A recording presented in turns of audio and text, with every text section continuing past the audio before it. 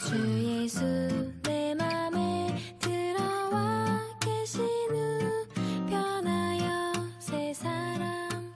자, 오늘은 부활주일입니다. 우리 기독교 신앙은 주님의 부활 때문에 존재합니다.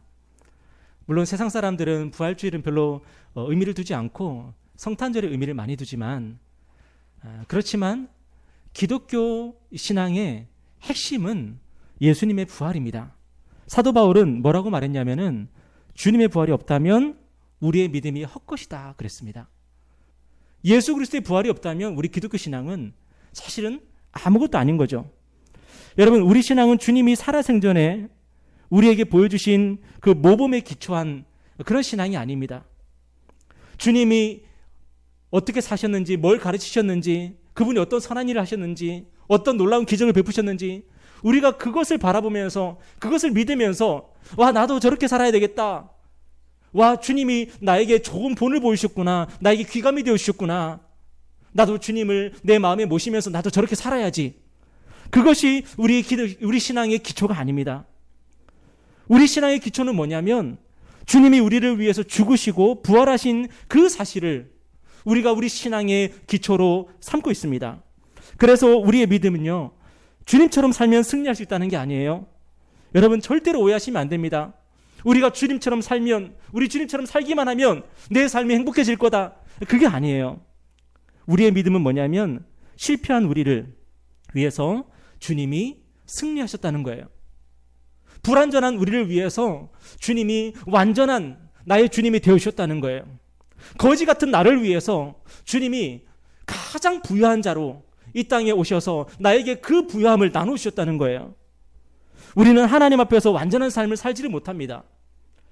여러분, 예수님을 믿게 되면요, 그리고 우리가 성령님을 받게 되면 우리가 이 사실을 너무나도 분명하게 깨닫게 되죠. 처음에는 내가 조금 죄인이지 뭐, 내가 조금 잘못하면서 살고 있지, 그렇게 살아가다가 예수님을 알면 알수록, 내가 성령 하나님의 그 은혜를 받으면 받을수록 우리는 어떤 사람인 것을 깨닫게 되냐면, 와, 나 같은 죄인이 또 이 세상에 어디 있나, 나 같은 사람이 또 이 세상에 어디 있나 하면서 우리는 우리의 죄에 대해서, 우리의 불완전함과 우리의 연약함에 대해서 깨닫게 됩니다. 그런데 주님이 오셔서 우리 대신에 완전한 삶을 살아주셨습니다. 우리는 하나님 앞에서 지은 죄값을 감당할 수가 없습니다. 우리가 사람한테 잘못한 것도 우리가 갚을 길이 없는 경우가 많지 않습니까? 대표적으로 우리가 부모님한테 잘못한 것들, 우리가 평생 갚아도 사실 갚을 수 없는 것들 아닙니까? 그런데 우리가 하나님 앞에서 지은 죄, 우리가 그 죄를 어떻게 우리가 갚을 수가 있겠습니까? 그런데 주님이 오셔서 무슨 일을 하셨습니까? 우리가 하나님 앞에서 갚을 수 없는 그 죄를, 그 죄값을 우리 주님이 우리 대신 치러주신 것입니다.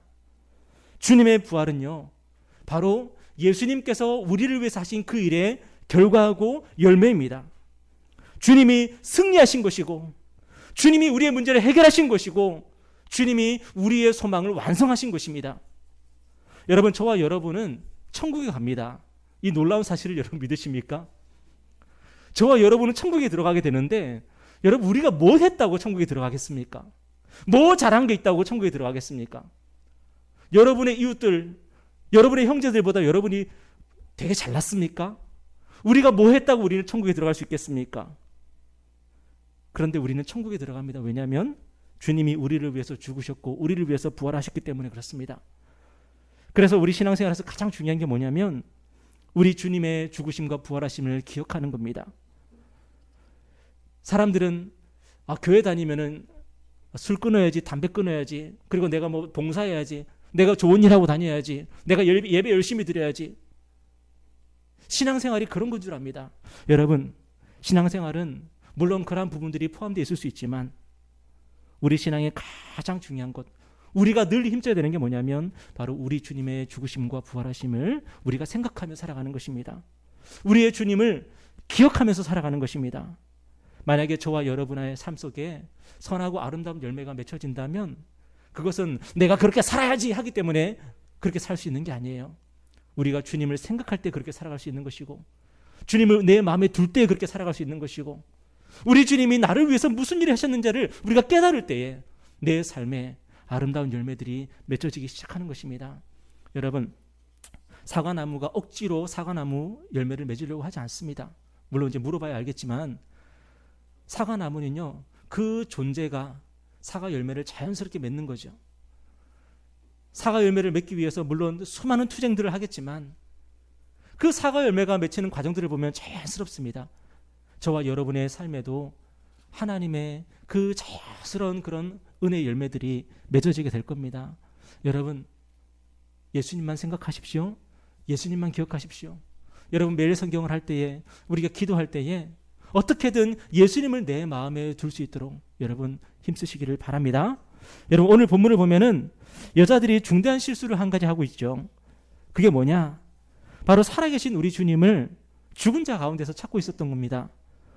오늘 본문을 보면 여자들이 무덤에 도착했을 때에 지금 상황이 어떻게 돼 있었습니까? 무덤 입구를 막고 있던 돌이 이미 옮겨져 있었습니다. 그러니까 다시 말해서 무덤의 문이 열려 있었습니다. 그렇다면 여자들이 그것을 보면서 무슨 생각을 해야 될까요? 아, 주님이 살아나셨구나. 그렇게 생각을 했어야 된다는 거예요. 그런데 여자들이 무덤 문이 열린 것을 보고도 뭐 했냐면은 무덤 안에서 주님의 시신을 찾고 있었어요. 어디 갔지? 우리 주님의 시신이 어디 갔지? 그 찾고 있었어요. 그리고 주님의 시신을 찾을 수 없으니까 걱정하기 시작했습니다. 여러분, 그런데 그 걱정이 가치가 있는 걱정이었습니까? 가치가 없는 걱정이었습니까? 여러분, 할 필요가 없는 걱정이었습니다. 왜 그렇습니까? 그들이 주님의 말씀을 기억했다면 걱정할 필요가 없는 것이었거든요. 6절 한번 보시겠습니까? 6절. 자, 6절 한번 큰 소리 한번 읽어볼까요? 6절입니다. 시작. 여기 계시지 않고 살아나셨느니라. 갈릴리에 계실 때에 너희에게 어떻게 말씀하셨는지를 기억하라. 뭐 하라고요? 기억하라고요. 주님은 공생의 대부분을 어디서 보내셨냐면은 갈릴리에서 보내셨습니다.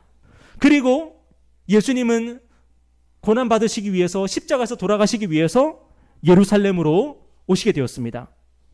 그런데 예수님이 예루살렘으로 오시기 전에 갈릴리에서 제자들에게 뭘 가르치셨냐면은 7절을 보시면요, 이르시기를 인자가 죄인의 손에 넘겨져 십자가에 못 박히고 제3일에 다시 살아나야 하리라 하셨느니라.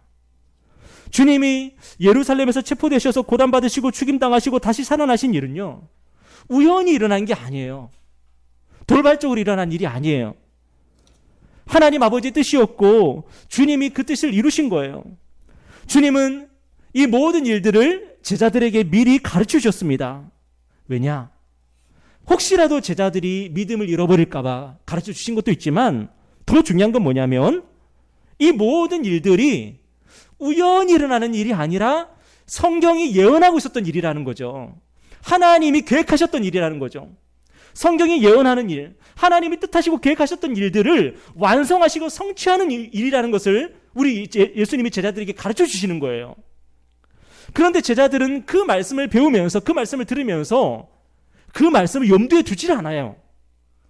주님이 하신 말씀 중에서 가장 중요한 말씀인데 그 말씀을 그저 잊어버리고 그들은 예루살렘으로 온 거예요. 여러분, 우리도 마찬가지 아닌가 싶어요. 우리가 신앙생활하면서 가장 못하는 것이 아마도 기억하는 거 아닐까 싶습니다. 우리는 지난 주일 설교도 잘 기억 못하죠. 심지어 설교를 한 저도 잘 기억이 안 나요. 그런데 우리가 가장 기억하려고 하지 않는 설교는 뭘까요? 우리가 읽어도 가장 그냥 염두에 두지 않고 그냥 넘어가는 그런 본문은 뭘까요?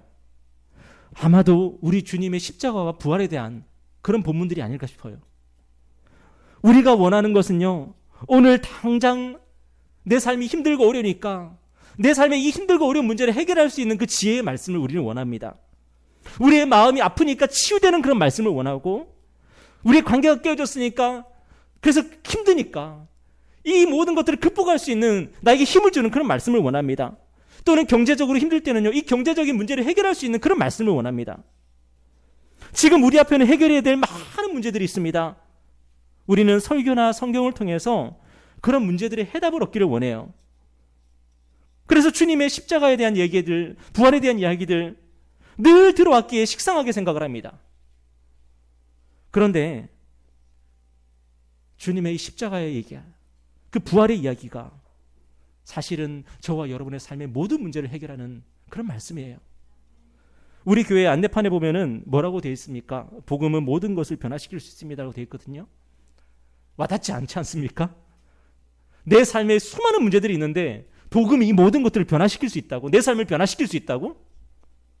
여러분, 그런데 성경은 정확하게 분명하게 그렇게 얘기합니다. 복음은 모든 것을 변화시킬 수 있습니다. 복음은 우리의 인생을 변화시킬 수 있는 것이고, 복음은 우리의 삶을 변화시키고 나를 변화시키는 것입니다. 그런데 그게 잘 와닿지 않는 거예요. 십자가의 이야기, 부활의 이야기는 그저 식상하게 느껴지는 거예요. 사도 바울이 이렇게 고백했습니다. 로마서 1장 16절에 보니까 이 복음은 모든 믿는 자에게 구원을 주시는 하나님의 능력이 됨이라. 사도 바울이 뭐라 그랬어요? 복음은 하나님의 능력이래요. 여러분, 혹시라도 사도 바울이 다른 것을 가지고 하나님의 능력이라고 말한 적이 있습니까? 다른 것 때문에 내가 변화된다, 다른 것 때문에 너희들이 변화될 수 있다, 그렇게 말한 적이 있습니까? 사도 바울은 오직 복음이 우리를 바꾼다, 복음이 우리를 변화시킨다, 복음이 우리의 삶을 바꾼다, 복음이 하나님의 능력이라고 말씀했습니다. 우리는 오늘을 살아가는 지혜, 우리 마음이 치유하는 지혜, 깨어진 관계를 회복할 수 있는 그런 지혜, 경제적인 문제를 해결할 수 있는 그런 이야기들을 원합니다. 여러분, 그리고 그러한 이야기들은요, 서점에 가면 널리고 널렸습니다. 그런 책들을 보면 되게 비슷비슷해요. 그런데 저와 여러분의 인생을, 저와 여러분의 삶을 궁극적으로 변화시킬 수 있는 것은 없습니다. 그런데 사도 바울은요, 복음이야말로 하나님의 능력이라고 선포합니다. 복음이야말로 우리 모든 것을 변화시킬 수 있다고 선포합니다. 여러분, 만약에 이 사실이 맞다면, 이 말이 맞다면 오늘 저와 여러분에게 필요한 게 뭘까요? 빌립보서 3장에 보면은 또한 모든 것을 해로 여김은 내 주 그리스도 예수를 아는 지식이 가장 고상하기 때문이라. 내가 그를 위하여 모든 것을 잃어버리고 배설물로 여김은 그리스도를 얻고 그 안에서 발견되려 함이니. 예수 그리스도는 우리의 주님이십니다. 그런데 우리는 그분에 대해서 얼마나 알고 있습니까? 혹시 예수님에 대해서 다 아신다고 생각하시는 분이 계십니까? 복음에 대해서 내가 다 이해하고 있다고 생각하시는 분이 계십니까? 그런데 사도 바울은 자기가 아직 잘 모른대요. 아직 잘 모른대요. 그래서 그리스도를 아는 지식, 그리스도 예수를 아는 지식을 얻기 위해서 내 모든 것들을 버리고 있다, 내 모든 것을 배설물로 여기고 해로 여기고 있다고. 사도 바울은 그분을 알고 싶어서 그 좋은 학벌, 명예, 가문, 직장, 인간관계 다 던져버렸어요. 여러분, 혹시 삶이 변화되고 싶으십니까? 혹시 내 삶의 문제가 해결되기를 바라십니까? 하나님은 우리에게 다른 해답을 주시는 게 아니에요. 하나님은 우리에게 예수 그리스도를 우리에게 보내주셨어요. 예수 그리스도의 복음을 알아갈 때에 우리의 삶의 모든 것이 변화될 수 있다고 그렇게 말씀하시는 거예요.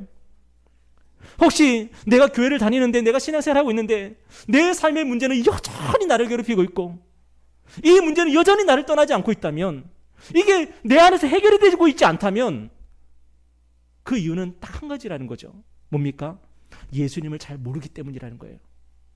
아직 예수님을 아는 지식이 너무나도 얕아서 그 예수님을 가지고 내 삶에 적용할 수 있는 아직까지 그런 능력이 없어서 우리가 이 문제를 아직까지 해결하지 못하고 있다는 거죠. 오늘 본문을 보면 참 코미디 같은 일이 벌어지고 있는데, 두 제자가 엠마오라고 하는 곳으로 내려가고 있었습니다. 예루살렘에서 엠마오라고 하는 도시로 내려가고 있었는데, 그런데 부활하신 주님이 이 제자들과 함께 동행하고 있어요. 여러분,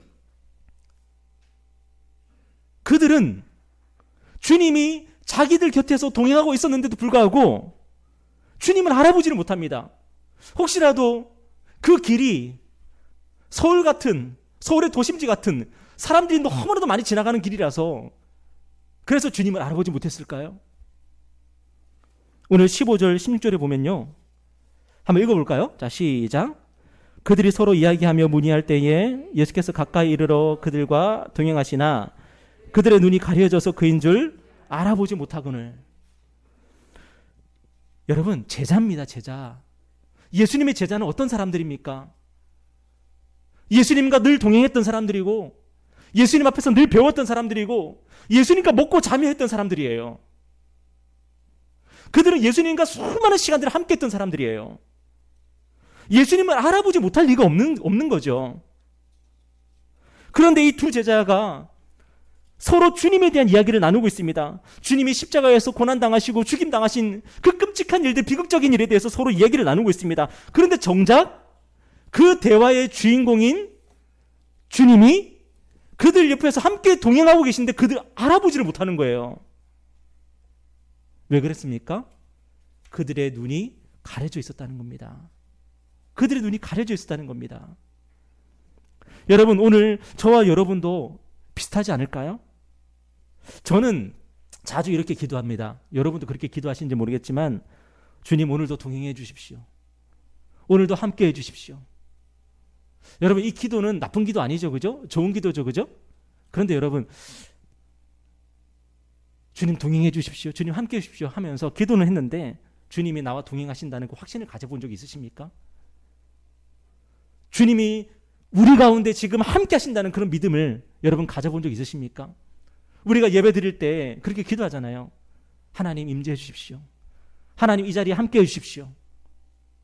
우리는 그렇게 기도는 하는데 하나님이 이 자리에 함께 계시고 우리 예배를 받고 계신다는, 우리의 예배를 즐거워하고 계신다는 그 믿음을 가져본 적이 있으십니까? 우리가 그 믿음을 가져본 적이 별로 없기 때문에 주님 동행해 주세요, 주님 함께 해 주세요, 우리가 그렇게 기도하면서 우리의 삶에 고난이 찾아오면은, 문제가 생기면 금방 걱정과 두려움에 우리는 사로잡혀 버립니다. 누가복음 8장을 보면은 우리 주님이 제자들과 배를 타고 갈릴리 호수를 건너십니다. 그런데 그 도중에 광풍이 불어닥쳤는데 그 광풍이 얼마나 거세든지 어부였던, 원래 본업이 어부였던 제자들조차도 이러다가 죽겠구나, 그 공포에 사로잡힙니다. 그때 제자들이 예수님을 보니까 예수님은 주무시고 계셔요. 그 주무시던 주님을 깨워서 그들이 뭐라고 그랬습니까? 주여 주여 우리가 죽겠나이다. 주여 주여 우리가 죽겠나이다. 여러분, 주님이 우리와 함께하고 계신데 제자들은 뭘 느끼고 있냐면 나는 죽겠구나, 그걸 느끼고 있는 거예요. 주님은 바람과 물결을 꾸짖으셨고 그것들은 다시 잔잔해졌습니다. 그때 제자들의 반응이 되게 황당합니다. 제자들이 뭐라고 반응하는 줄 아십니까? 그가 누구이기에 바람과 물을 명함에 순종하는가. 여러분, 제자들이 뭐라 그랬어요? 그가 누구이기에. 주님은 늘 제자들과 함께 있었습니다. 그런데 문제는 뭐냐면 제자들은 주님이 누구신지를 잘 몰라요. 주님이 같이 배를 타고 있는데 우리와 함께 배를 타고 계시는 이 주님이 누군지를 잘 모르니까 광풍이 불어닥쳤을 때 아, 주님이 해결하시겠구나가 아니라 우리 죽겠구나 그러고 있는 거예요. 여러분, 도대체 왜 우리가 걱정하며 살아갑니까? 왜 두려움에 사로잡혀 살아갑니까? 왜 부활주일인데 내 안에는 여러 가지 삶에 대한 문제, 그 문제에 대한 걱정들, 근심, 염려가 떠나지 않습니까? 부활주일이지만 부활이 뭔지를 몰라요. 예수를 믿는다 그러지만 예수가 누군지를 몰라요. 예수님이 우리 곁에 계신데도 불구하고 예수님이 뭐라고 약속하셨어요? 볼지어다 내가 세상 끝날까지 너희와 항상 함께 있으리라. 예수님이 우리와 함께 있다고 약속하셨어요. 여러분, 이 약속 믿지 않을 거면 예수 믿을 필요가 없는 거예요. 예수를 믿는다는 것은 이 약속도 믿는다는 얘기 아닙니까? 예수님이 세상 끝날까지 함께 하겠대요. 그런데 예수님 믿는다 그래놓고 우리는 예수님이 누군지 잘 모르고 있고요, 예수님의 약속도 믿지 않아요. 그러면서 우리는 늘 두려움에 사로잡히고 늘 걱정하면서, 인생 걱정하면서 그렇게 살아요. 여러분, 많은 사람들이 그런 이야기 하잖아요. 우리가 걱정하는 그 걱정 중에 진짜 필요한 걱정 별로 없다 그러잖아요. 대부분 쓸데없는 걱정하면서 산다 그러잖아요. 지난 세월을 되돌아보십시오. 여러분이 했던 걱정 중에서 정말 가치 있었던 걱정이 몇 개가 있습니까? 저도 생각해보면 쓸데없는 걱정 왜 이렇게 많이 하고 살았는지 모르겠어요. 그 시간이 너무 아까운 거죠. 그런데 앞으로도 걱정할까요, 안 할까요? 우리는 또 그렇게 살고 있을까요, 아닐까요? 우리는 또 그렇게 살아요. 지금까지 내가 걱정하면서 살았던 것이 후회되고, 내 왜 그렇게 걱정했을까? 후회하면서도 죽을 때까지 그렇게 걱정하면서 살아요 또. 물론 세상 사람들은 그렇게 해도 문제가 없습니다. 그렇게 사는 거죠. 그런데 우리는 예수님을 믿잖아요. 예수님과 함께 배를 타고 있잖아요. 예수님이 세상 끝날까지 우리와 함께 하시겠다 약속하셨잖아요. 그런데 왜 우리는 자꾸만 걱정하면서 내 인생 걱정하면서 그렇게 살아갈까요? 우리 눈이 가려져 있기 때문에. 주님이 우리와 함께 하시지만 우리가 눈이 가려져서 주님을 보지 못하기 때문에. 아람의 왕이요, 엘리사 선지자를 체포하기 위해서 그가 살고 있는 성읍에 군대를 보냈습니다. 엘리사의 종이 아침 일찍 나가보니까 아람의 군대가 성읍을 완전히 포위해버렸습니다. 그때 엘리사가 종에게 뭐라고 말했습니까? 열왕기하 6장에 보면은 대답하되 두려워하지 말라. 우리와 함께 한 자가 그들과 함께 한 자보다 많으니라. 그리고 엘리사는 종이 눈을 열어 볼 수 있도록 해달라고 기도합니다. 하나님이 종의 눈을 열어주셨습니다. 종이 눈을 열어서 보니까 하나님의 불말과 불병거가 엘리사를 완벽하게 경호하고 있어요. 그리고 산에도 가득해요. 여러분, 신앙생활이 뭡니까? 신앙생활이 뭡니까? 교회 와서 충성하고 봉사하고 여러분이 선한 일을 하고 다 중요한 것이지만 만약에 저와 여러분이 볼 수 없다면, 주님이 나와 함께하고 계심을 볼 수 없다면, 나와 함께하고 계신 주님이 전능하신 창조주 하나님이신 것을 우리가 알 수 없다면 우리의 모든 선한 일에 대한 시도는 실패하고 말 것입니다. 저도 목회 사역을 하면서 엄청나게 많은 실패와 실수를 했는데 그 이유를 생각해 보면은 주님을 못 믿었어요. 우리 주님을 믿지 못하는 거예요. 교회에서 뭔가 열심히 하고 있긴 하는데 내 주님이 나와 함께하고 계시고 그분이 전능하신 하나님이시고 내 모든 문제를 그분이 친히 담당하실 거라는 그 믿음 없이 교회에서 뭔가 열심히 뭘 하려고 한 거예요. 그러니까 어떤 일이 생깁니까? 내 뜻대로 되지 않는 일이 생기면은 팍 하면서 부딪히는 거예요. 성도들과 서로 싸우고 분란이 생기고. 왜요? 주님이 우리와 함께 하시고 그분이 모든 것을 주관하신다는 그 사실을 믿지를 못하니까 모든 것이 내 뜻대로 되지 않으면 안 되는 거죠.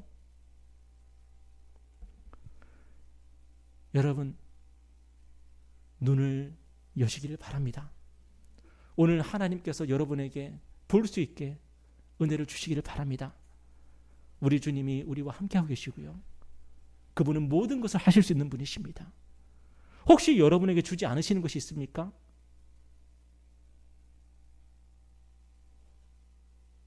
세상 사람들은 내가 필요한 것이 나에게 주어지지 않을 때에 실패라고 생각하지만 주님이 나와 함께 하시는 상황 속에서 우리의 삶에 광풍이 불어닥친다면 그것은 무엇이죠?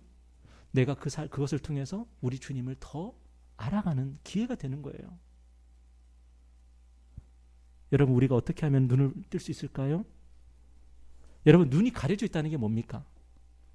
천사를 못 본다는 것입니까? 환상을 못 본다는 것입니까? 아닙니다. 눈이 가려져 있다는 건 뭐냐면 성경을 믿지 못하는 것입니다. 여러분, 성경 조금씩은 읽으시죠? 설교 매주일에 한 번씩은 들으시죠? 그런데 눈이 가려져 있을 때에 그 말씀들이 믿어지지 않습니다.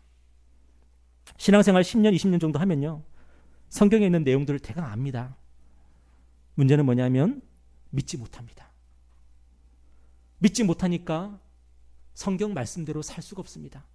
내가 무슨 일을 하든지 간에 내가 어떻게 해야 되지? 이 모든 상황 속에서 내가 어떻게 해야 되지? 성경 속에서 답을 찾고, 성경 속에서는 이런 이야기들이 있었구나, 나도 그렇게 해봐야 되겠다, 믿고 나가야 되는데 성경은 배제해버립니다. 그리고 우리는 뭐하죠? 검색합니다. 이럴 때는 어떻게 하지? 검색합니다.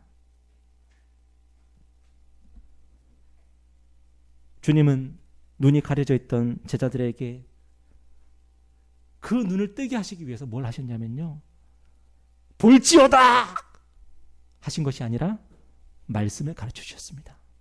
오늘 27절에 보면요, 한번 읽어보겠습니다. 27절, 자, 시작. 이에 모세와 모든 선지자의 글로 시작하여 모든 성경에 쓴 바 자기에 관한 것을 자세히 설명하시니라. 우리 주님의 마음이 얼마나 안타까웠을까요? 우리 주님이 곁에서 함께 걷고 계시는데 주님을 알아보지를 못합니다. 왜요? 주님이 부활한다는 생각을 못하니까. 주님이 죽었다고만 생각하고 있으니까. 주님은 그런 제자들에게 성경을 가르치십니다. 그런데 오늘 이 말씀을 보니까 성경을 어떻게 가르치셨어요? 성경에 쓴 바 자기에 관한 것을 자세히 설명하셨어요. 여러분, 성경 공부입니다. 성경을 가르치신 겁니다. 그런데 단순히 그냥 성경 공부가 아니라 성경 속에서 우리 예수 그리스도를 발견하게 하시는 거예요. 성경을 예수 그리스도로 풀어내게 하시는 거예요. 여러분이 아시는 것처럼 지금도 유대인들은 성경을 예수님으로 풀지 않잖아요. 지금도 유대인들은 예수님이 구세주라고 생각하지 않기 때문에 지금도 그들은 구약 성경을 읽으면서 예수 그리스도로 풀지 않습니다. 성경이 풀리지가 않죠. 예수님이 이 땅에 오셨을 때 유대인들이 그랬겠죠. 그들은 지금 유대인들이 성경을 읽는 것처럼 성경을 읽었겠죠. 성경이 풀리지가 않습니다. 그런데 예수님이 그 성경을 예수 그리스도로 풀어주십니다. 여러분, 성경을 읽어보면 많은 좋은 글들이 있습니다. 우리에게 힘이 되고 위로가 되고 지혜가 되고 때로는 경고가 되는 일들이, 그런 글들이 많이 있습니다. 그런데 거기서 예수 그리스도를 빼면 사실은 다른 종교와 별반 다를 게 없어요. 예수 그리스도를 빼버리면은 유대교와 거의 비슷하겠죠? 이슬람교와 비슷하겠죠? 그런데 성경의 핵심은 뭐냐면 예수 그리스도십니다. 우리가 성경을 읽을 때에 예수 그리스도가 그 속에 계시기 때문에 성경은 뭐가 되냐면 복음이 되는 거예요. 예수 그리스도가 성경의 열쇠십니다. 예수 그리스도를 통해서 성경을 읽지 않으면 우리는 복음을 경험할 수가 없습니다. 복음을 만날 수가 없습니다. 설교를 듣던, 성경을 읽던, 성경 공부를 하던 우리는 그 속에서 예수님 만나야 되는 거예요. 성경을 읽으면서 아무리 주옥 같은 성경 구절을 발견했어도요, 그것이 예수 그리스도와 관계된 것으로 인식이 되지 않고 이해가 되지 않으면은 그 성경 공부는 결국에는 헛것이에요. 물론 유익이 있겠죠. 예수님에 대한 배경 지식은 배울 수가 있으니까. 근데 배경 지식으로 끝납니다. 그 핵심, 주인공이신 분을 만나지를 못하는 거죠.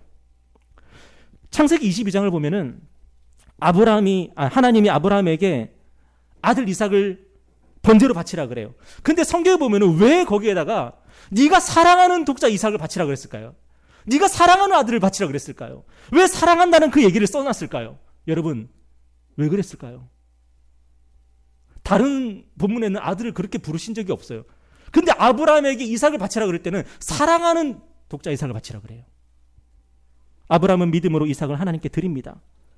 그런데 아브라함이 이삭을 죽이려고 할 때에 하나님이 갑자기 죽이지 말라 그래요. 또 하나님은 아브라함의 믿음을 받으시고 이삭을 대신해서 순양을 준비해 주시죠. 그리고 그 순양으로 하나님께 번제를 드리게 하십니다. 그리고 아브라함과 그의 자손들에게 복을 주시죠. 우리는 이 이야기를 읽으면서 와, 그렇구나. 나도 믿음으로 헌신하면, 나도 믿음으로 순종하면 복을 받을 수 있겠구나. 그렇게 생각할 수 있습니다. 그리고 성경을 덮을 수가 있습니다. 그런데 그게 과연 우리에게 궁극적인 위로와 소망이 됩니까? 그리고 여러분은 그렇게 살아갈 수 있습니까? 집사님, 혹시 하나님께서 딸을 바치라 그러면 바칠 수 있겠습니까? 물론 우리가 조금 믿음이 좋으면은, 만약에 하나님이 유교미를 목사 만들어라 그러면은 네, 알겠습니다. 신학교 보내야죠. 그렇게 할 수 있을 것 같아요. 그런데 만약에 유교미의 목에다가 칼을 대고 그를 죽여서 하나님께 바치라 그러면은 유교미가 깜짝 놀랐습니다, 방금. 네. 저는 못할 것 같아요. 저의 온갖 성경적인 지식과 신학적인 지식을 총동원해서 하나님, 그건 하나님 뜻 아니죠? 저 그럴 것 같아요. 여러분, 아브라함이 자기 아들 이삭을 하나님께 번제로 바치려고 했던 그 이야기는 우리에게 소망이 되지 못합니다. 하나님, 저는 못할 것 같아요. 그런데 이 이야기는 결국 하나님이 당신께서 사랑하시는 그 독자들, 독생자를 우리를 위해서 내어주신다는 이야기예요. 하나님이 세상을 이처럼 사랑하사 독생자를 주셨으니 이는 저를 믿는 자마다 멸망치 않고 영생을 얻게 하려 하심이라. 아브라함은 자기 아들을, 그 사랑할 아들을 죽였어야 돼요. 근데 하나님이 죽이지 말래요. 아브라함은 자기 아들이 다시 살아오는 것을 경험했습니다. 이미 마음에선 죽였어요. 근데 그 모리아 산에서 그는 이삭을 다시 선물로 다시 받았어요. 하나님의 아들은 부활하십니다. 그리스도가 부활하신다는 그 사실을 바로 그 이야기 속에 하나님께서 심어 놓으신 거예요. 그래서 요한복음 8장에 보니까 너희 조상 아브라함은 나의 때 볼 것을 즐거워하다가 보고 기뻐하였느니라. 아브라함이요, 내 삶에 일어난 일을 단지 내 삶의 간증으로만 맛보았던 게 아닌 거죠. 내 삶에 일어난 그 일이 바로 그리스도께서 바로 이렇게 우리를 구원하시는구나, 그것을 깨달은 거예요. 성경은 예수 그리스도에 대해서 말씀합니다. 성경의 핵심은 예수 그리스도십니다. 여러분, 성경을 통해서 예수님을 보시길 바라요. 성경을 통해서 예수님을 만나시기를 바라요. 사도 바울은 하나님께서 성도들의 마음의 눈을 밝혀주시기를 기도했습니다. 여러분, 이것이 저와 여러분의 기도 제목이 되어야 될 줄 믿습니다. 성경을 읽고 그 속에서 예수 그리스도를 발견할 때에 저와 여러분의 삶의 문제들은 해결되어 나갈 것입니다. 예수님은 이미 우리의 문제들을 다 해결하셨습니다. 우리의 문제는 문제가 아닙니다. 우리의 문제는 문제로 끝날 것이 아니고 우리의 문제들조차도 하나님의 은혜입니다. 그런데 그게 은혜로 보이지 않죠. 예수님을 만나지를 못하면, 예수님을 만나면 그게 은혜로 보입니다. 그것조차도 너의 은혜가 내게 족하다. 하나님은 우리의 문제조차도 우리에게 은혜로 주신 것입니다. 부활하신 주님을 만난 제자들의 삶은 어떻게 되었을까요? 이후에 사도행전을 보면은 누가복음하고 사도행전이 연결되는 그런 책 아닙니까? 이후에 사도행전을 보면 그들의 모든 것이 변했습니다. 그들의 모든 것이 변했습니다. 그런데요, 그들의 가난의 문제가 해결된 게 아닙니다. 혹시 키 작은 제자가 있었다면 키 커진 것도 아닙니다. 혹시 여드름이 많았던 제자가 있었다면 그 여드름이 깨끗이 고침받고 피부가 배국같이 변한 것도 아닙니다. 그런데 부활하신 예수님을 만나고 하나님의 성령을 받고 나니 그 모든 것들도 하나님의 은혜요, 하나님의 축복이 된 겁니다. 여러분, 사도 바울은 자신이 감옥에 갇힌 것조차도 이것이 바로 하나님의 복음을 전하는 그런 하나님의 방법이고 복음 전파의 통로라고 생각했습니다. 그래서 사도 바울은 감옥에 매인 것조차도 기뻐했습니다. 여러분, 저와 여러분의 삶에 있는 모든 것들을, 우리가 좋다고 생각하는 것과 좋지 않다고 생각하는 것조차도 그 모든 것들을 하나님은 은혜로 주시고 하나님의 그 선하신 목적을 위해서 사용하실 것입니다. 여러분, 혹시라도 불평하는 것이 있으십니까? 원망하는 것이 있으십니까? 이것만 없으면 내 인생 풀릴 텐데 하는 거 있으십니까? 예수 그리스도를 통해서 그 모든 문제들을 바라보시고요, 부활하신 주님이 그 모든 문제들을 어떻게 사용하시고 어떻게 바꾸시는지를 경험하시는 저와 여러분의 인생이 되기를 주님의 이름으로 축원합니다. 기도하겠습니다.